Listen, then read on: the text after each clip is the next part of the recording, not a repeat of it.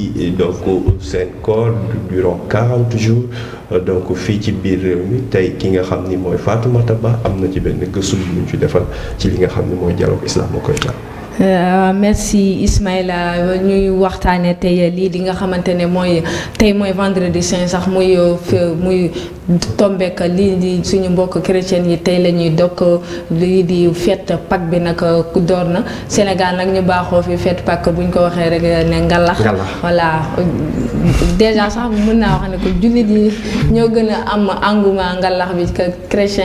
yi woor seen 40 jours donc mu nekk loo xamante ne nag rafet na suñu biir ndax tout récemment rek gis nañ fii ci weeru koor bi suñu ñaari weeru koor yi ñoo tombé ren ay chrétien ak ay jullit taxaw ci kaw tali bi di joxe ndogu munoo xàmmee kii jullit li munoo xàmmee kii chrétien donc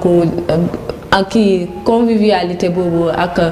dëkkandoo googu bi nga xamante ne da ngay ñëw ci famille fekk kër gi ñi nekk ay jullit ñi nekk ay chrétien fekk ay famille ñi nekk ay jullit ñi nekk ay chrétien donc loolu ñu ngi koy dund te mu andi jàmm ba tey kenn dégguñu ci ay pëccxoo naam parfois dina am ay dérapage ko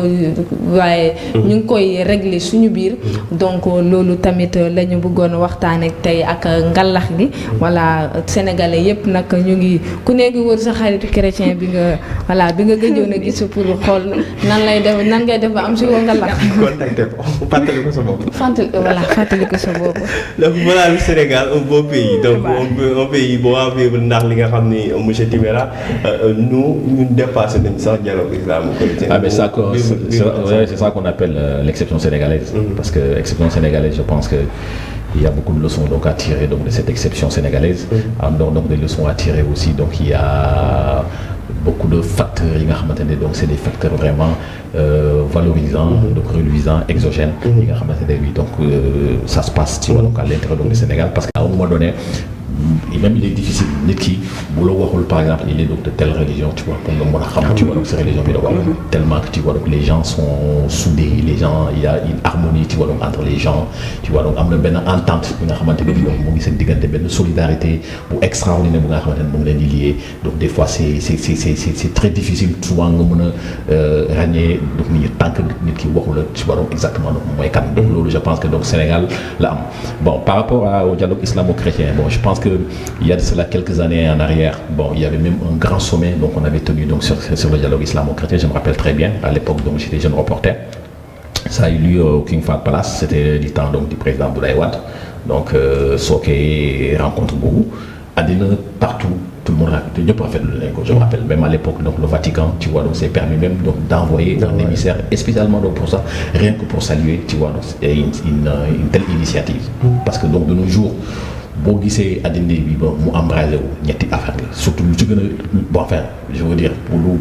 alal mooy donc le pétrole et autres tu vois donc c'est la religion souvent donc mooy embrasé wala donc les guerres ethniques affaire bi ñooy embrasé tu vois donc les peuples quoi tax donc peuples yi donc di reyante ainsi de suite léegi donc ñun au Sénégal donc ñu demee ba benn instant tu vois donc ñu ne bon ñun ñëpp donc nous venons donc de Dieu xam nga benn borom xam-xam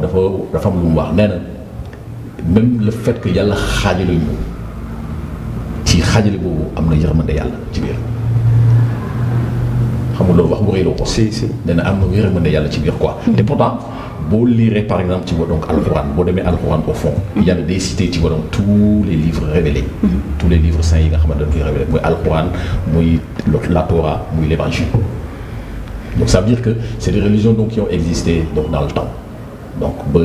léegi nii donc ñun ñëw yàlla.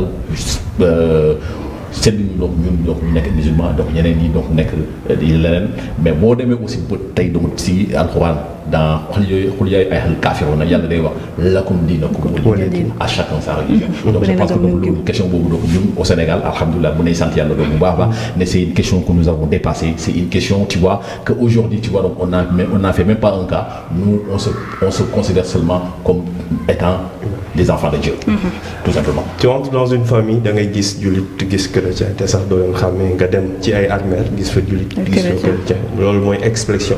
ak li ñu koy waxee exception L'exception sénégalaise donc mu nekk loo xam ni c'est à saluer mais aussi c'est à préserver pour la génération future quand on sait que beaucoup de pays se sont embrasés à travers li nga xam ne wala à cause de la religion différence religion yooyu nag bu fekkee suñu biir réew mi loolu nga xam ni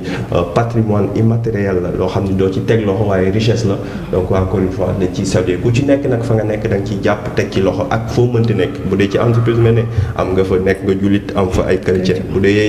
dee chrétien nga am na fa yeneen jullit à chaque fois muy positif te muy gën di rafet dans les familles dans le quartier dans la région et dans le pays et pourquoi pas en Afrique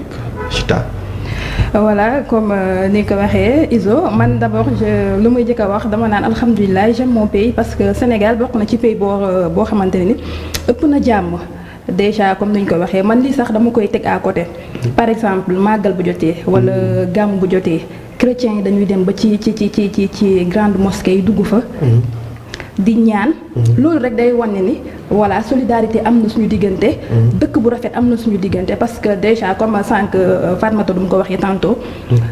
gis nañ ni ren suñu ñaari mois de kii ñoom seen carême ak suñu mois de ramadan dafa presque dañu ñëw fekk dañoo duggante ñu doon joxe ndogu doon jox chrétiens yi ndogu voilà mu doon loo xamante ne Sénégal bépp a ko rafetlu voilà ngalax yi tamit aussi mu ñëwul mu doon loo xamante ne ni voilà day gën a rataxal diggante ñoom seen fête bu jotee dañuy tibbal musulmans yi tamit pareil seen fête bu jotee dañuy tibbal chrétiens yi mu doon loo xamante ne macha allah solidarité am na Sénégal voilà dëkkandoo bu rafet am na Sénégal donc dañuy ñaan yàlla rek mu gën fi sax